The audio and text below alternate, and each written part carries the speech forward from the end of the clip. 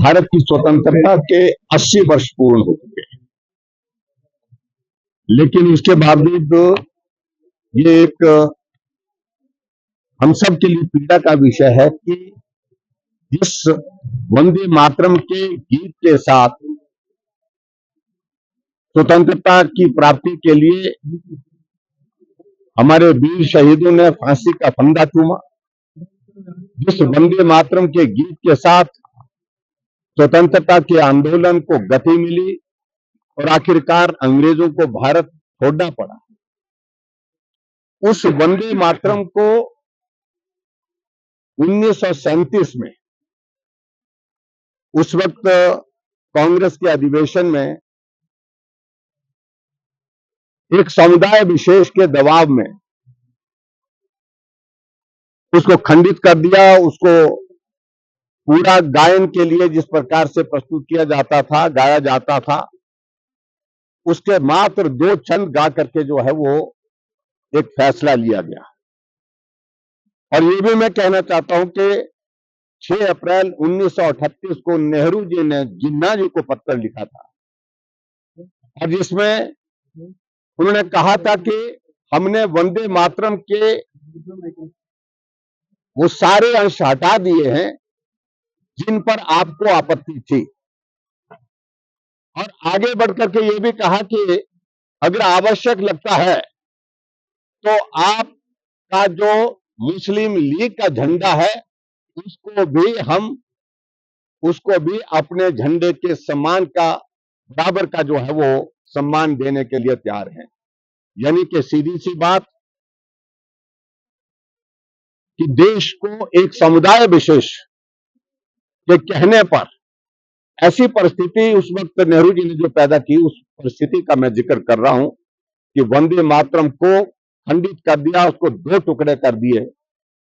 और उसका परिणाम आगे बढ़कर के आप लोगों ने देखा हो कि देश की स्वतंत्रता के पहले ही देश के भी 2 टुकड़े हुए। इसलिए आदरणीय प्रधानमंत्री नरेंद्र मोदी जी ने इस बात को लेकर के इतिहास को ठीक करने की, दुरुस्त करने की दिशा में कदम उठाया। लोकसभा में बिल लाया गया, राज्यसभा में बिल पारित हुआ, लोकसभा में बिल पारित हुआ, संपूर्ण वंदे मातरम को गाने का फैसला हुआ और यह भी प्रावधान हुआ उसके बाद कि अगर कोई वंदे मातरम के प्रति सम्मान और श्रद्धा का भाव, आदर का भाव प्रकट नहीं करता है, अपमान करता है, तो उनके खिलाफ कानूनी कार्रवाई का प्रावधान भी उसमें जोड़ा गया। लेकिन विचित्र परिस्थिति है कि हिमाचल प्रदेश में अभी मॉनसून का सत्र चला है विधानसभा का, और मॉनसून विधानसभा के सत्र में हमने इस बात को लेकर के सिर्फ आग्रह किया कि विधानसभा के अंदर भी संपूर्ण वंदे मातरम का गायन होना चाहिए। हमारी जानकारी के मुताबिक पहले जो बिजनेस बनाया गया था, जो हाउस का जो प्रोसीडिंग जो बिजनेस की बनाने की रहती है, उसमें वंदे मातरम का जिक्र किया गया, लेकिन सुबह आकर के जो है जिस दिन हमारा 21 अगस्त को शुरू होना था, वो कार्यवाही से हटा दिया, उसको निकाल दिया गया, उसको डिलीट कर दिया गया। और उसकी वजह ये थी कि कांग्रेस की अभी हाल ही में कांग्रेस की जो वर्किंग कमेटी की बैठक हुई दिल्ली में, उस कांग्रेस वर्किंग कमेटी की बैठक में फैसला लिया कि हम पूरा संपूर्ण वंदे मातरम नहीं गाएंगे। जो 1937 का जो हमारा फैसला है, उसी फैसले के अनुसार जो है मात्र 2 छंद गाएंगे। और इस बात का जिक्र मुख्यमंत्री ने विधानसभा के सत्र में आने से पहले मीडिया के साथ बात करते हुए बड़ा स्पष्ट किया है। जब हिमाचल प्रदेश की विधानसभा का सेशन शुरू हुआ तो उस सेशन के दौरान जब पहले राष्ट्रीय गान गाया गया,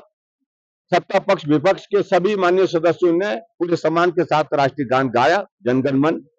लेकिन उसके बाद जब राष्ट्रीय गान समाप्त हुआ, उसके बाद जब आग्रह किया विपक्ष की ओर से वंदे मातरम का गायन भी होना चाहिए,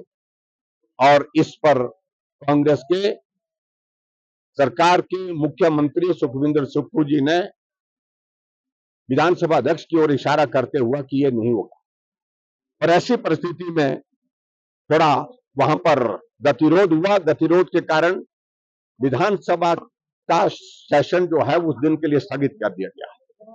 हमने दूसरे दिन विधानसभा के अंदर इसी मामले को उठाया, लेकिन उसके बावजूद भी उन्होंने कहा कि इस सारी चीज को लेकर के हमारा फैसला जो है वो फैसला है। स्पीकर महोदय जी को भी मिले, उन्होंने कहा कि यहाँ कन्वेंशन इस प्रकार की रही है। अरे कन्वेंशन तो शुरू हो गए देश के अंदर, जब बिल पारित हो गया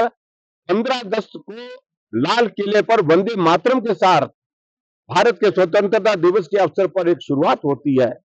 और उसके साथ हिमाचल प्रदेश में भी सभी जगह वंदे मातरम, संपूर्ण वंदे मातरम 15 अगस्त को गाया जाता है, तो विधानसभा के अंदर क्यों नहीं गाया जाता? यह प्रश्न हमने पूछने की कोशिश की, और स्पीकर महोदय जी ने कहा कि ये मेरा फैसला है, ये मैं तय करूंगा, मेरा डोमेन है। उनका डोमेन देश की संसद से ऊपर नहीं हो सकता है, मैं बड़ा साफ कहना चाहता हूं। और दूसरी बात मैं ये कहना चाहता हूं, कांग्रेस वर्किंग कमेटी के फरमान से ये देश नहीं चल सकता है। देश चलेगा तो भारत की संसद द्वारा बनाए गए संविधान के साथ चलेगा। तो इसलिए हमने बार बार इस बात के लिए आग्रह किया, लेकिन उसके बावजूद भी उस सारी चीज को लेकर के जिस प्रकार से मैनिपुलेट करने की कोशिश, झूठ बोल करके मुख्यमंत्री जी ने